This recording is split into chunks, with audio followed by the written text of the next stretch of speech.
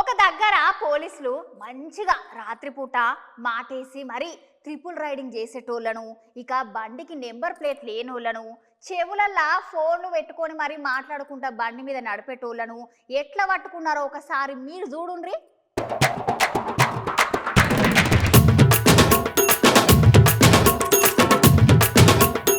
ఇగో నోళ్ళ మీ అందరితో నేను ముచ్చట చెప్పాలి. మన మధ్యలో ఏదైనా టెన్షన్ ఉంటే మనం ఏం చేస్తున్నామో ఏం అర్థం కాదు. అయోమయం జగన్నాథం లెక్క చేస్తాం. ఆ ఆధారబాదర్లో బండి తీసుకొని దోలుకుంటే చెవులు సెల్ ఫోన్ పెట్టుకొని దోస్తు కనుకో లేకపోతే మా బండి కనుకో ఫోన్ చేస్తాం.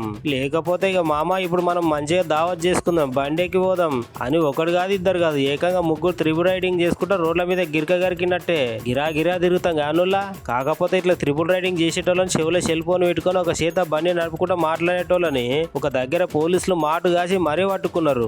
బండ్లకు నెంబర్ ప్లేట్లు లేకపోతే సీజులు కూడా చేస్తున్నారు. ఈ ముచ్చట ఎక్కడ జరుగుతున్నదంటే తపాచపుత్ర అనే ప్రాంతంలో పోలీసులు స్పెషల్ వెహికల్ లా వచ్చి చెకింగ్ చేసి రాత్రిపూట ట్రిపుల్ రైడింగ్ ఫోన్ మాట్లాడుకుంటూ డ్రైవింగ్ చేసేటోళ్ళని నెంబర్ ప్లేట్ లేని వాళ్ళని అందరిని పట్టుకొని స్టేషన్ కి తీసుకుపోతున్నారు. సార్లు చేసిన వాళ్ళు మంచి పని చేసిరు కానీ మన తెలంగాణలో కూడా ఇట్లాంటి రూల్ పాస్ చేస్తే ఎంత మంచిగా ఉంటది అని అంటున్నారు ఈ వీడియో చూసిన జనాలందరూ.